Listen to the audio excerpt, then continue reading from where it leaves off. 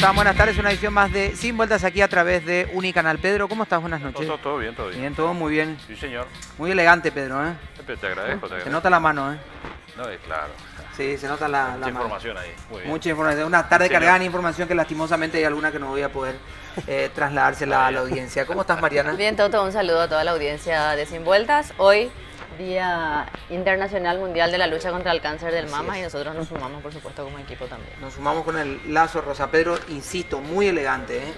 Tenés que contarme quién te asesora para Muchas vestirte gracias. así. ¿Cómo estás, No te Felipe? preocupes. Toto, ¿cómo te va? ¿Todo muy bien y vos? Bien, bien, súper, tranquilo. ¿Todo tranquilo? ¿Qué hora tenés el reloj? Sí, todo bien. Súper. Es ese que... Sí. ¿Este es? todo, No. ¿Todo bien? No era el mío, el de ella. Quiero agradecer a parte del equipo ayer el agasajo que nos daban, así que muy amable. Muchísimas gracias por Sobre todo por la cena cantidad de información que recaudaste. sobre todo por la cantidad de información que vamos a poder desarrollar con ustedes ya en próximas emisiones. Varias cápsulas.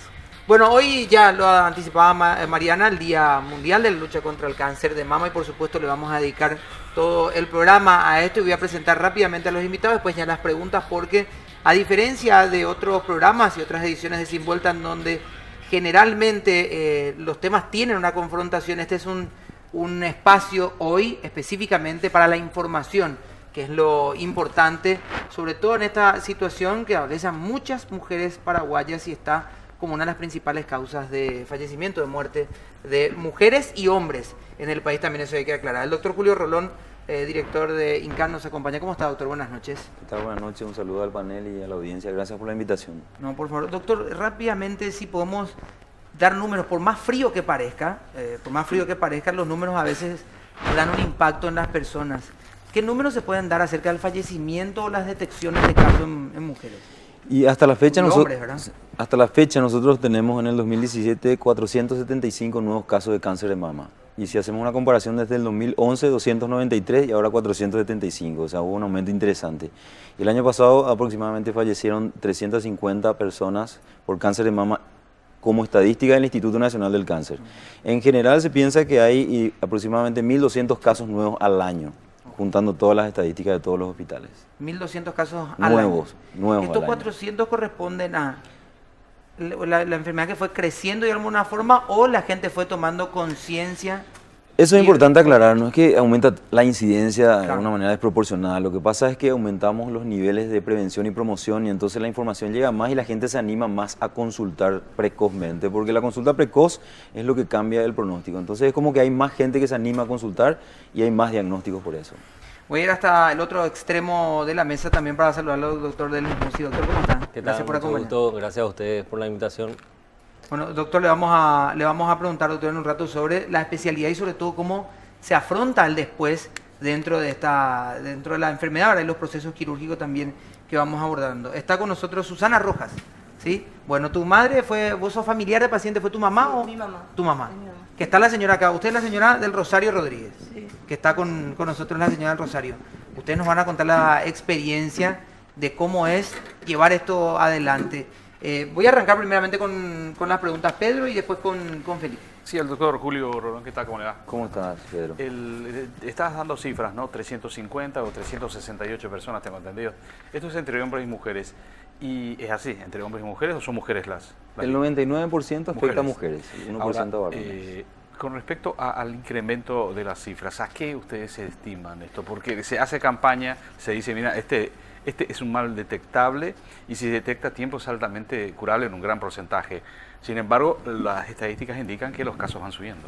O sea, definitivamente los casos van subiendo, Sí. y hay dos motivos. En primer lugar, porque la campaña de prevención y promoción se ha intensificado, entonces la gente toma mayor conciencia de la necesidad de consultar. Y eso hace que antes los casos, por ejemplo, venían de una forma más tardía, porque así para entender un poco hay 4 estadios, ¿verdad? Los 2 primeros son, digamos, de mejor pronóstico y el resto puede variar de acuerdo a la respuesta al tratamiento. Pero la gente adquirió un mayor grado de conciencia y eso hace que consulte precozmente, pero también estamos viendo una incidencia en aumento. Y eso es preocupante y que tiene que ver con muchos factores determinantes, que son la calidad de vida que uno lleva, la alimentación, el sedentarismo y una serie de enfermedades que pueden predisponer, la cuestión genética. Es decir, hay una serie de factores que no se puede decir que son causantes directos, pero que uno encuentra en el análisis estadístico y uno entonces empieza a hacer la campaña de prevención y promoción sobre esos factores determinantes para que la gente cambie de hábitos. Entonces hay dos factores, uno que es el que la gente se anima a consultar más y otro que estamos viendo un aumento. Felipe. Para la señora del Rosario. Hola, señora. Gracias por venir, señora. ¿Cuánto tiempo con la enfermedad, digamos, y cómo se lidia en el día a día con eso? Yo al menos no sentí nada El micrófono. absolutamente, solamente que tenía una picazón sobre el seno izquierdo. Después en ese interín se operó una nuera mía y me dijo, andate junto a la doctora Teresita de Amarilla, en el IPS Central. Enseguida fui yo, me consiguieron el número de mis hijos, iban ellos a dormir ahí para conseguir número y me palpó. Y en la siguiente consulta ya me hizo La biopsia. Mamografía. La biopsia. No es la biopsia, Mamografía. para hacer la La biopsia. mamografía. La mamografía, después la biopsia. Es que te prueban, pues te quitan con una aguja Sí, para la primero, biopsia. Para la biopsia. para la biopsia. Y uno salió, era cáncer maligno y me operaron. ¿Y tu Pero familia? Un mes, ¿qué? ¿Tu familia qué dijo? ¿Cómo tomó? ¿Cómo toma el temor? No, tranquilo, todo, seguí mi tratamiento. Justo con ella, mi hija que estaba, ella la que más anduvo por mí. Y no faltaba a ninguna consulta cuando me operé. ¿Te acompañaba? todo, sí, con el doctor, ¿qué se llama? Felipe. No, Felipe también estaba con el mastólogo, que me aplicaron la quimioterapia.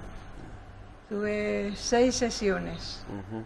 Eso es lo que a mí me llevó mal, el cuarto casi me llevó. Pero me dijo el doctor, le dije yo, doctor, ya no me quiero aplicar porque casi me mató. Le dije, señora, a usted le hace falta un garrotazo. Usted no se imagina que esto le está curando, me dice. Bueno, me apliqué otra vez y completé las 6 sesiones. Y seguí tratamiento con el Oncólogo. oncólogo, el doctor Felipe. Con él seguí 13 años. Cada 6 meses me hacía toditos 13 los años. controles. 13 Sí, años. sí. Y apareció otra vez en la segunda mama. Me tuve que operar a los 13 años. Pero ahí Tiene doble mastectomía. Doble vasectomía. ¿Cómo es el proceso de la familia? Digamos, el entorno a un paciente que Sí. está con esto. No. Puedes levantar el micrófono, Susana. Nosotros somos 8 hermanos. 8 hermanos. En la primera vez que le ocurrió, realmente todos estuvimos ahí, así como la segunda vez que se operó, ¿verdad? Pero llega un momento en que la familia también Siente el tiene un desgaste. desgaste, hay un desgaste. Y nos vamos turnando y nos vamos distribuyendo los trabajos porque realmente todos tienen una vida que vivir, ¿verdad? Pero es desgastador. Si la familia no es unida, es una enfermedad que separa. Eso sí te puedo decir. Que puede golpear incluso. Mucho. sí, sí. Que pone a prueba. Me gustaría insistir un poco con Rosana, digamos, las vemos hoy, Susana, perdón, con la remera. Yo noto con mucho agrado que justamente algo que se da en muchos casos de las pacientes de cáncer de mama es eso, es decir, no es yo salí nomás de la enfermedad, sino que una vez que salí, parece que quiero hacer algo para que más personas no pasen por esto. ¿Cómo se dio el caso de ustedes? O sea, ¿cómo se da el involucramiento en la lucha en contra del cáncer, digamos? Realmente hablar con la gente, decirle que se hagan los estudios. Y tengo hermanas que son así, súper bien, hacen constantemente, ¿verdad? Y le contamos nuestra experiencia a la gente, pero realmente lo de la remera es una casualidad, porque mamá hace como un mes le dejaron libre de medicamentos, le dijeron ya estás curada, ya estás bien, y justo cumplió 85 años. Ah, no. Entonces nosotros nos reunimos y entre toda la Mandaron a hacer. familia, más de 50 miembros de la familia somos, y todos estábamos de rosa y todos estábamos con el símbolo, ¿verdad? Pero sí, es una lucha. Y Es su se propia trata- campaña familiar. Sí, tenemos pero tenemos nuestra propia campaña familiar porque no es muy normal que la gente se haga los estudios. Por más que el doctor dice que más gente se hace, pero de verdad cuesta meterle dentro del ritmo. Del hábito. del Claro, más hábito, gente, pero no toda la que debería. Claro. Así Tus es. primeros 85 años entonces cumpliste ya, Rosario, Qué los bueno. primeros. Quiere que cumpla otro. Te falta todavía la muchacha, ¿querés dejar de cumplir, Pico? No, Pedro, sí. a esta altura va a ser que ya querés mentir siguiendo, a eso es lo que estoy tratando de pillar. El doctor Musiquita, ¿cómo le va? ¿Qué Buenas tal? noches. ¿Cómo estamos? Bien, el tema es el siguiente. Vemos el caso de la señora del Rosario y como muchas otras mujeres, incluso mujeres que preventivamente también se realizan la mastectomía. Y la pregunta es ¿cómo sigue la vida después? Ya estuvimos hablando en un momento sobre la necesidad de encarar incluso de manera integral el tratamiento, porque ya no es una cuestión estética, sino que es una cuestión de que la gente tiene que seguir viviendo con dignidad y como corresponde. Lo que quiero saber es cuál es el punto de vista de la medicina pública con respecto a este tema. Mira, en la medicina pública estamos batallando con el doctor, estamos tratando de que cada vez más hospitales públicos se prendan al tema, no tanto, o sea, de las mastectomías. Yo creo que todas, o sea, en el Hospital del Cáncer se realizan las mastectomías. Sí. En cuanto a la reconstrucción, sí estamos un poco parados actualmente, pero es una cuestión de que sobrepasan algunos otros pacientes más urgentes, ¿verdad? Y muchas veces también las pacientes de mastectomías, como ya se curaron del cáncer, dicen, bueno, ya estoy bien, no voy a llegar a más, me quedo así como estoy, y cada vez tienen menos ansias de volver a pelear y terminar su tratamiento, que sería el final del tratamiento de la mastectomía, sería la reconstrucción mamaria. Claro. Que es lo que estuvimos hablando, que la Tan organización, largo que es ya a claro, veces. la Organización Mundial de la Salud hoy por hoy considera que el cáncer de mama está curado y está dado de alta una vez que la paciente pasó todos los exámenes de controles y se reconstruyó la mama y pudo reinsertarse a su vida social de la mejor manera posible. Antes que se pensaba que se consideraba como una cuestión estética, pero no es una cuestión estética. Y no es, para nada no es una cuestión Claro. estética, y es más, hay varios estudios que avalan esto. Hay estudios de que también se ven cada vez más en mujeres jóvenes, ¿verdad? Y también se da un fenómeno de que hoy por hoy la mujer, a partir del siglo XIX, juega un rol completamente diferente en la sociedad. La mujer antes del siglo XIX era una mujer que estaba acostumbrada a cuidarle a los hijos, sin desmeritar eso, es algo sumamente importante, ¿verdad? Pero sí, a partir del siglo XIX, la mujer se empezó a involucrar más en la sociedad, en hacer conductoras de programa, a tener candidatas a presidentas. Tener otras ambiciones. Tener otras ambiciones. Y para llegar a todo eso, la persona necesita sentirse a gusto, principalmente consigo mismo, y tener su autoestima en equilibrio con su cuerpo. Y entonces ahí nace cada vez más la necesidad de la reconstrucción mamaria. Puesto que la reconstrucción mamaria, se ve que el trauma que tienen muchas de estas pacientes, no digo todas, pero un gran porcentaje, que por más que se hayan curado del cáncer, quedan con un sabor amargo, como decimos, a una leve derrota por las consecuencias que conlleva la amputación de sus senos, que es uno de los símbolos más importantes de la mujer en cuanto a su feminidad. Claro, y un recordatorio, cada vez que Claro. uno se desviste, tiene ahí el... Tiene la sensación de lo que sufrió y de que encima se vio que todo esto lleva a problemas con su pareja. Si tu pareja no es muy fuerte, la relación hay muchas mujeres con cáncer de mama que terminan Ah, una situación separándose. Después al tener ese problema, el problema de la autoestima y la relación con la pareja, comienza todo a desencadenar un problema que va uno tras otro, y Claro. su reinserción social no es la misma. Y esa es la necesidad de la reconstrucción, porque creemos que la reconstrucción mamaria le da el punto final a su enfermedad y le permite a la paciente reintegrarse de la mejor forma otra vez a sus quehaceres. Vamos a hacer la primera pausa del programa. Mariana, ¿tenés un consejo para nosotros, por favor, con toda la intensidad que te caracteriza? Adelante. Por supuesto, porque Sudameris Bank presenta el tributo al gran maestro Luis Álvarez. Esta gran presentación se va a realizar el 27 de octubre a las 21 horas en el Gran Teatro José Asunción Flores del Banco Central del Paraguay. Es un tributo a los grandes autores y compositores del Paraguay, con la participación de la Orquesta Sinfónica del Congreso Nacional, dirigida por supuesto por el maestro Luis Álvarez. Gran coro, ballet e invitados especiales. Si todavía no tenés tu entrada, adquirila en Red UTS.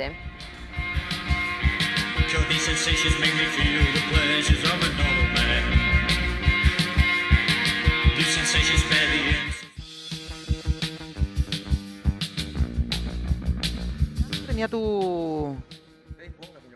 Por favor, adelante. Me gusta tu disciplina, entonces adelante, por Gracias. favor. Así es. Para conseguir la pregunta hay que quedar bien con el doctor. Doctor Rolón, un poquito lo que mencionaba Mariana, esa militancia que se ve, digamos, en los pacientes o en las pacientes, ¿a qué se debe? O sea, ¿por qué? Inclusive uno ve que inclusive medios regionales, porque en los países vecinos también se ve mucho eso, ¿verdad? La familia, los pacientes, digamos, ya dados de alta o en remisión, como se dice, se involucran mucho en lo que tiene que ver con háganse los estudios, vamos, comprométanse con la campaña, digamos, ¿verdad? Parece una contradicción, pero para nosotros el cáncer une.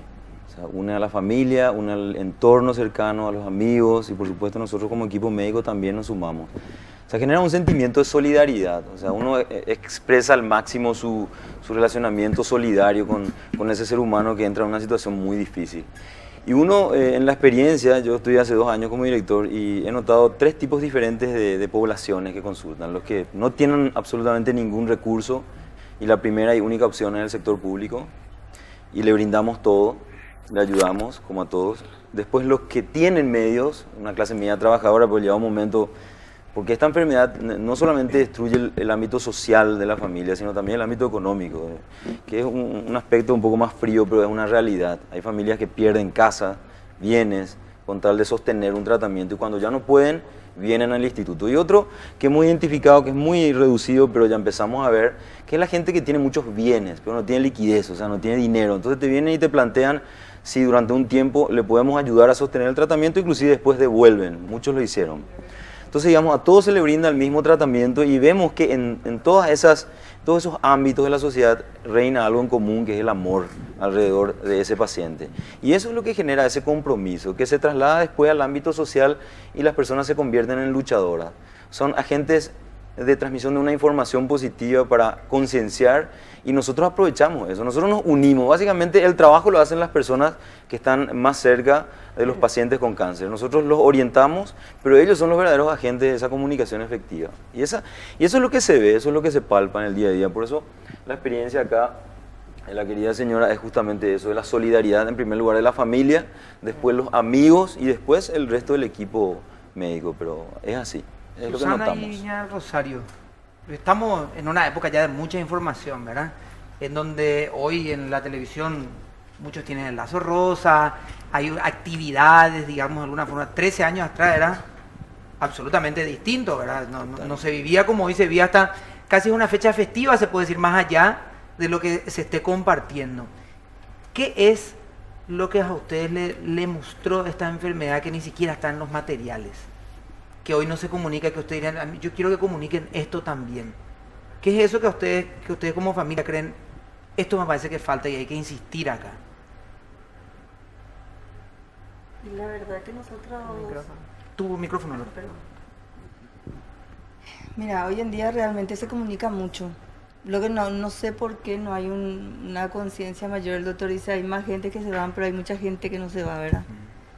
Y por el lado de la comunicación yo creo que realmente se está haciendo informando, se informa, no es que no se informa, o sea, y los que no hacen es porque tienen desinterés. No sé si no les ocurrió en su familia, no les ocurrió cerca de su casa, no les ocurrió cerca, no sé. Pero hay mucha información, no podemos decir que no hay información.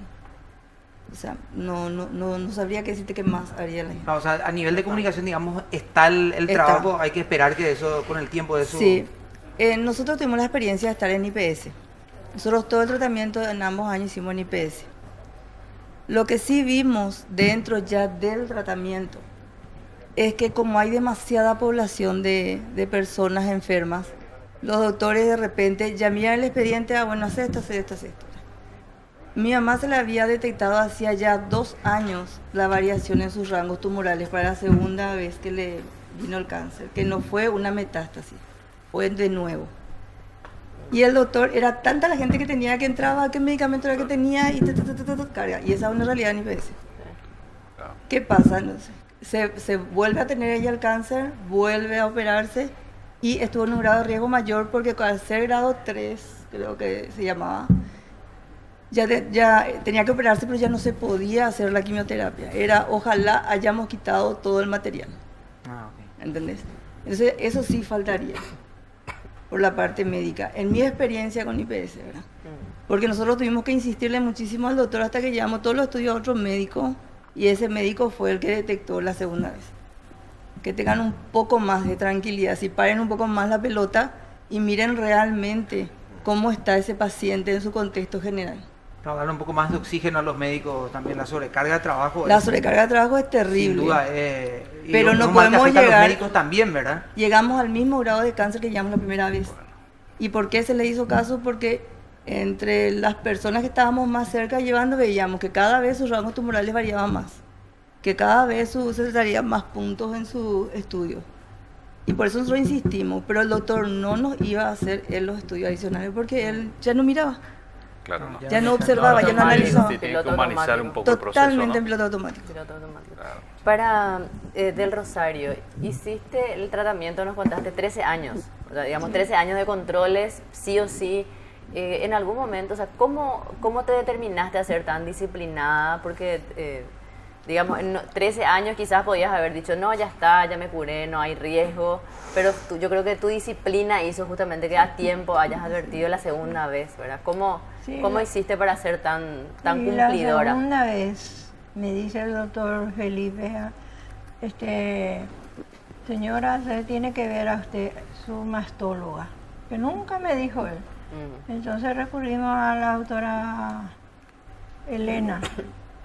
Y ella es la que me vio primero en un sanatorio particular y después me dijo, solamente operación, señora. Yo lloré tanto porque... ¿Otra vez? Sí, porque por la quimio que casi lo me mata, ¿verdad? Bueno, me operé, salió muy bien mi operación, ¿verdad? Todavía me llevaban al sótano a operarme porque era una residenta la que me operó. Porque ella agarró esa operación para hacer, ¿verdad?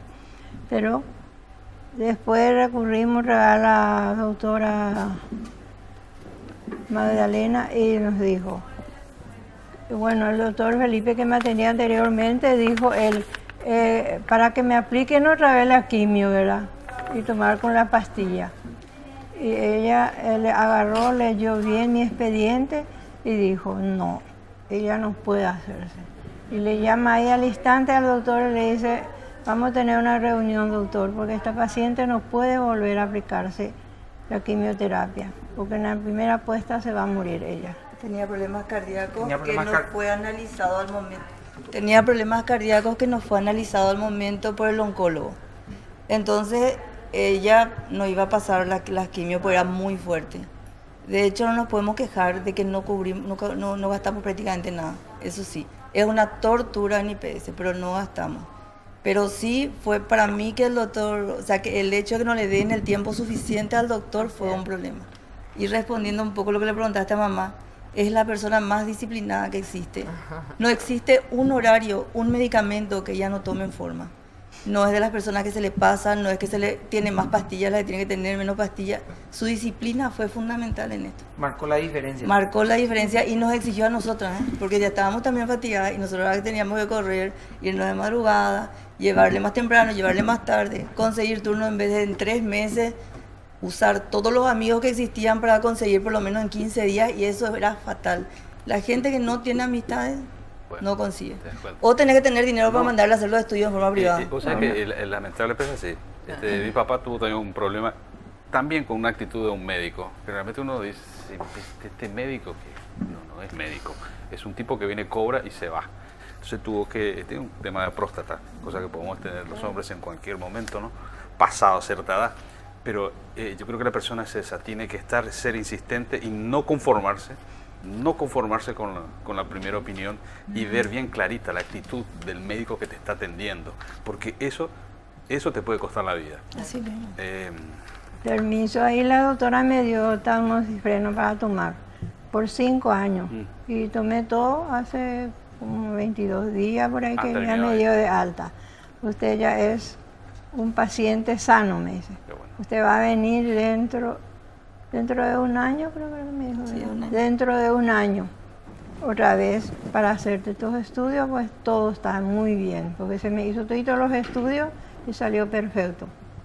Ahora, y después Sí, me de la quedé muy experiencia que bien. tuvieron con tu mamá, ¿cuál fue la actitud de la familia? ¿Vieron la necesidad de hacer los controles? En fin, Sí. ¿no? O sea, Sí. tuvo ese impacto también, ¿no? Tiene. En mi caso, por ejemplo, yo me tengo que hacer cada 6 meses porque también tengo la experiencia, tengo los quistes que tenía mamá. Entonces tengo que hacerme Tenés más a antecedentes, menudo, claro. la misma cosa. Y tengo varias hermanas también, o sea, pero sí, 1 año o 6 meses. Realmente a nosotros nos recomiendan cada 6 porque somos Sí. hijos de personas con cáncer, ¿verdad? Y sí nos hacemos. Doctor Musi, ¿qué necesita una persona? ¿Cuál es el proceso previo, digamos, a una intervención o a una de parte suya? O sea, ¿qué Mira, tiene de que parte hacer mío es básicamente... emocionalmente, cerebralmente, todo, ¿verdad? Sí, o sea, Psicológicamente. principalmente Y también lo físico, obviamente. una buena pregunta es porque muchas pacientes dicen, che, yo puedo Claro. ser candidata a reconstruirme, ¿por qué sí, por qué no? Toda mujer que va a ser sometida a una mastectomía, tanto una mastectomía moical radificada, una total, puede ser sometida a una reconstrucción, ya sea de forma inmediata o de forma diferida, ¿verdad? De forma inmediata depende mucho de los criterios oncológicos de la paciente, ¿verdad? Que no vaya a necesitar radioterapia sobre todo, porque hay pacientes que realizan quimio como ella y hay otros que realizan radioterapia, que sería una irradiación que se le hace Focalizada, claro. y que eso descompone la piel, y que si ya le reconstruís y se va a radioterapia, está destruyendo la reconstrucción. Entonces, básicamente son esas pacientes las que no se pueden hacer de forma inmediata, o si tienen una metástasis muy complicada es mejor tratar de resolver todo eso y luego hacerle la reconstrucción. Pero básicamente toda mujer que va a ser sometida a una mastectomía puede ser reconstruida. ¿Cómo llegan las pacientes junto a usted? ¿Mucha ansiedad? Con mucha ansiedad y muchas esperanzas, Ah, sobre todo esperanza. La verdad que nosotros nos toca ver un pool de pacientes un poco diferente porque ya sufrieron toda esa batalla que dicen, de una batalla que cansa y que agota tanto económicamente como familiarmente, pero sí, con mucha esperanza. Ya llegan victoriosos también en ese caso. Claro, Sí. llegan parte de un proceso, Sí. una lucha que ya Claro, que claro. la Una llevan batalla, por ¿verdad? el camino, ¿verdad? Pero O sea, son porque- años, ¿cuántos años, por ejemplo, la señora 13 años y después tuvo otro? ¿Cuánto tiempo dura la batalla contra este cáncer que es detectado a tiempo? ¿O depende ya del paciente? Depende de la edad y el momento del diagnóstico. ya. Eso es fundamental. Perfecto. Siempre los estadios más precoces, que son el 1 y el 2, Mejor. tienen mejores pronósticos. El O sea, 3 la y el persona 4 que- ya... Se hace una o dos veces al año un control, tiene mucho más probabilidades Siempre. de detectar a en tiempo. todas las siempre. enfermedades en general, cuanto antes el diagnóstico, mucho mejor el pronóstico. Y en el cáncer en particular, más todavía. Y el cáncer de mama es un cáncer que se cura. Entonces eso es importante que la gente entienda. Que si lo diagnosticamos precozmente, se puede curar. ¿Y qué es curar? Y bueno, así como el ejemplo de la señora, cuando el médico le dice a partir de ahora, vos sos una persona considerada curada. Hay personas que toman 5 años el tamoxifeno, otras que toman 10. Hay estudios que dicen que ya mejoró un 30% más al tomar 10 años. Entonces un poco depende de la edad. En este caso creo que tomaron una decisión conforme a las características, la edad, al tipo de cáncer y el estadio inicial. Pero en otras pacientes más jóvenes, los médicos hoy, por ejemplo, llevan el tamoxifeno a 10 años. Porque con esos 5 años más mejoran un 30% el pronóstico. Son datos estadísticos que nosotros manejamos, ¿verdad? Entonces, definitivamente el cáncer se cura, el cáncer de mama en particular, y lo importante es diagnosticar precozmente, acudir. Y un poco quisiera hablar de lo que es la actividad médica en sí. Nosotros tuvimos en 2 años un aumento del 40% de las atenciones médicas y prácticamente no tuvimos un incremento de los recursos humanos y eso genera obviamente una demanda que prácticamente es imposible sostener. Y de atender por una cuestión protocolar de 20 pacientes, que es lo recomendable en las especialidades, pasamos a atender 40.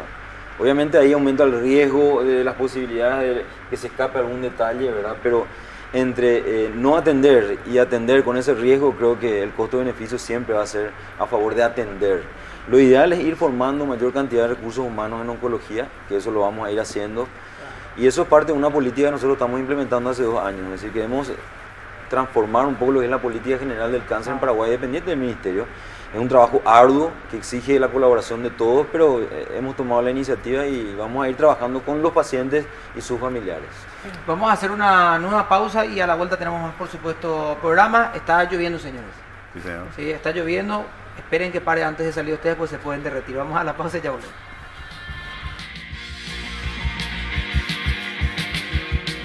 Estoy practicando una sonrisita medio de costado, ya les voy a comentar mañana para que... Ya les voy a comentar mañana para que... Podríamos usar el primer ensayo. Me va a confirmar el día cuánto tiempo tenemos, porque calculo que ya son los instantes finales del programa. Así que, doctor, dar un mensaje a las personas que están del otro lado, a los pacientes también, cómo hacer, en dónde pedir ayuda, en dónde acudir también cuando detectan algo en el autoexamen, que tanto estamos impulsando que se hagan. Pero ese autoexamen tiene una segunda fase que es mucho más importante, que son los estudios ya dentro de un sistema de salud, ¿no? Claro, definitivamente el autoexamen no reemplaza la consulta médica. Es el primer paso que uno tiene que dar como potencial paciente y a partir de ahí, si detecta algo raro, entonces consultar. Nosotros de manera general decimos que en primer lugar hay que conocerse bien físicamente y cualquier diferencia que uno nota debe motivar la consulta, porque puede ser un cáncer, hasta un simple lunar que cambió de forma, de color o que esté adquiriendo otras características, así como molestias en los senos en las mujeres o en los varones, puede significar también algo de riesgo. Entonces, en general decimos, conozcámonos bien y ante cualquier cambio, consultar sin miedo. Y con relación a las instituciones públicas, nosotros como Instituto Nacional del Cáncer absorbemos el 95% de los pacientes con cáncer no asegurados y asegurados, porque un 30% de nuestra población es asegurada del IPS y de seguros privados. No discriminamos por una cuestión jurídica, la universalidad y la desarancelización, no la gratuidad, porque todo lo que hay, no hay todo, pero todo lo que hay es desarancelizado. Y entonces existen hospitales en donde las personas pueden acudir, las mujeres en particular, pueden acudir a todos los hospitales en donde hay servicio de ginecobstetricia, porque el ginecólogo está capacitado para identificar y a partir de ahí, del diagnóstico, derivar a los hospitales más especializados. Entonces tenés el San Pablo, Barrio Obrero, tenés el Hospital Nacional, los maternos infantiles, que son clásicos, ¿verdad? Toda esa red integrada de servicios que finalmente, de acuerdo a la complejidad del caso, van derivando. Y como mensaje, fundamentalmente, no tener miedo de la palabra cáncer, desmitificar un poco. Nuestra política institucional hace 2 años es justamente socializar esa palabra, desmitificar, quitarle el miedo a las personas y hacerle ver como algo que se puede curar, porque definitivamente se cura, en particular el cáncer de mama se cura. Entonces que la gente pierda el miedo y que acuda a los hospitales, que vaya a su médico y que su médico le explique. Y como ustedes dicen, que los pacientes exijan la explicación. Claro, no justifica el hecho, no justifica el hecho de que porque consultan en el sector público o en el Instituto de Previsión Social, que tengan que soportar la falta de explicación. Al contrario, tienen que exigirle al médico y el médico está obligado a explicar. La presión que significa la lista de espera no es un factor para que el paciente reciba una peor atención. Entonces eso es importante como un mensaje, ¿verdad? Porque así construimos juntos también esa relación médico-paciente, porque todo se quiere justificar con el hecho del aumento de pacientes, pero esa no es una justificación para el médico. Pero te cuento que hay casos en donde inclusive hay médicos que hasta prefieren no prescribir porque o no hay, dicen que no hay o porque no tienen tiempo. Entonces, si el paciente ejerce esa presión social, la actitud del médico va a cambiar también. Y no estoy llamando a una confrontación entre médicos y pacientes, estoy llamando a la concordia y a la colaboración mutua. Al humanismo. Por supuesto, nosotros siempre decimos, solamente en todas las profesiones una buena persona puede ser un buen profesional, y más todavía en la medicina, en donde se trata de la vida humana. Nuestra firma puede significar la continuidad de la vida de esa persona o no. Entonces, hacemos un llamado a todos, a la comunidad en general, para juntos combatir a esta enfermedad que es definitivamente curable en la mayoría de los casos. Y un detalle, perdón, doctor, un detalle nomás también que no mencionamos a lo largo del programa, el tema de los varones, ¿verdad? Que es menor el porcentaje, pero a veces parece que es exclusivo de las mujeres. El 1%, y no tengan miedo los varones a hacerse el autoexamen, eso no va a generar ninguna conducta diferente, digamos, porque muchos plantean eso. Claro, sí, hasta te lo digo así. Hasta esa logra. Ya voy a estar con ustedes porque me parece que vas a tener que enviar saludos también vos, doña, en un ratito, porque están viendo los... Doctor, de alguna forma, las mujeres también han llegado al temor de decir, no, esto me destruye como mujer, y en este país hablar de una reconstrucción mamaria es algo imposible. Eso también cambió con el tiempo hoy. ¿Qué mensaje se le puede dar a usted que está, digamos, en el final o en la parte final de todo el proceso, ¿verdad? Que están esperando a que todo lo que tenga que ocurrir suceda para poder trabajar.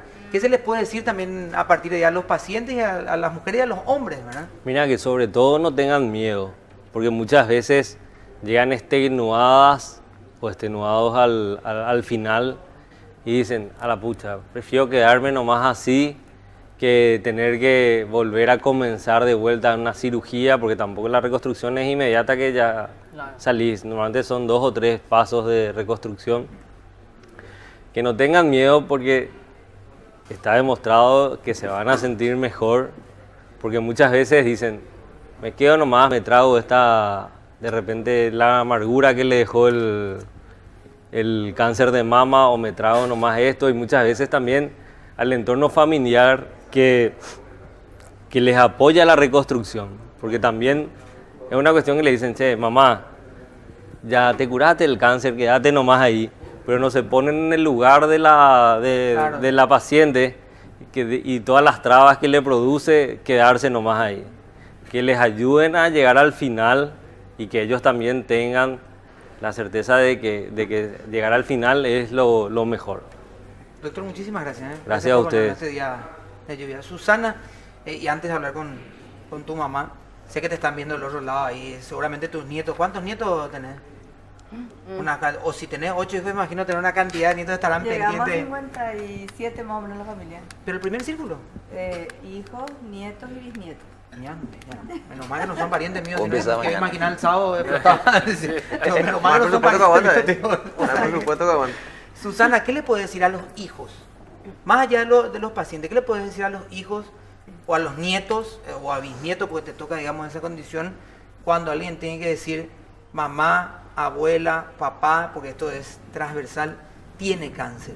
Y parece que a partir del tiene cáncer termina la vida para mucha gente. ¿Qué le puedes decir a los familiares, a esos hijos, a esas hijas que acompañan hoy a un familiar en esta situación? No te olvides de tu micro. Primero que nada, que el que está pasando realmente mal es la persona que está enferma y que realmente pasan emocionalmente, es catastrófico. Y que nosotros lo único que tenemos que hacer es estar a su lado. Hay personas que son de más reacción, de menos reacción, pero lo importante es llamar, visitar, insistir, porque te olvidas, parece que tenés que llamar de lunes a viernes, te olvidas, parece que tenés que estar cerca de ella. Y como está bien y está tranquila en el espacio físico donde le corresponde estar, ¿verdad? Pero que tiene que estar al lado. Acá no podemos hacer más, nosotros mucho más que correr y hacer todo lo que el médico diga. O sea, nosotros no tenemos mucha acción para su recuperación, pero sí para lo emocional. La contención. La contención es fundamental. Muchísimas gracias, Susana, por venir. Bueno, acá te van a hacer un primer plano y está toda tu familia. Ya vi que te filmaron allá en el Rosario. ¿Qué le decías a la gente que está hoy en el tratamiento? Imagino que vos de repente te acordás de la gente que estaba sentada a tu lado, a la gente que compartió contigo alguna sala. ¿Qué le querés decir a ellos que te están viendo ahora? Que sigan su tratamiento sin ningún miedo, que van adelante. Que no tengan miedo, que continúen, que sean disciplinados como 13 años de tratamiento. Hay veces que nosotros hacemos cosas todos los días y en un mes ya no queremos hacer, pero aquí se puede salir. Muchísimas gracias, señora Rosario. Un saludo para tus nietos también, seguro que están ahí. Saludos tus hijos. a todos mis hijos, especialmente a una nieta que me quiere mucho. Ay, ese es el problema. Ese es el problema. La interna ya es. Pero yo le entiendo a tu nieta porque evidentemente la yo, GLR. ¿verdad? Yo soy el preferido de mi abuela y toda la familia lo sabe, entonces yo le entiendo a tu Y nieta. aunque no lo sea, igual vos te haces preferido. No, pero está demostrado, Felipe, no voy a andar discutiendo de intimidad familiar. Cuando yo digo que soy. Y No voy a sí, decir. hay que tener que Le mando validar. un saludo muy grande a mi abuela que todos los días ve el programa porque yo soy el preferido de ella y eso no está en discusión. No era parte de este programa y me pone nervioso Y porque me ahora quiere te hacer discutir. casás y le vas a dejar a la abuela. Perdón, ¿a quién me dicen acá? A Derlis también, no sé quién es. Bueno, pero ahí está. Pero muchísimas gracias a mi abuela por elegirme como el preferido de No sé qué tiene que ver con el tema del programa, pero bueno. Me hiciste acordar, ña Rosario, de que yo soy el preferido. Muchas gracias. No, pero decirle a toda la gente que está del otro lado, a todos nos tocó de alguna forma, más cerca, más lejos, escuchar la palabra cáncer y muchas veces lo hacemos con muchísimo temor. El testimonio de ña Rosario, de su familia, testimonios que todos tenemos muy cerca, muchas veces son testimonios de valentía. Del cáncer se sale, ¿sí? Se sale y se puede con el corazón muchísimo ganarle también a la enfermedad. Hay que darle batalla hasta el último y la verdad les digo, se puede salir, se le puede ganar al cáncer, sin duda. Nos vamos a encontrar mañana y volverá a faltar un día menos. Chao.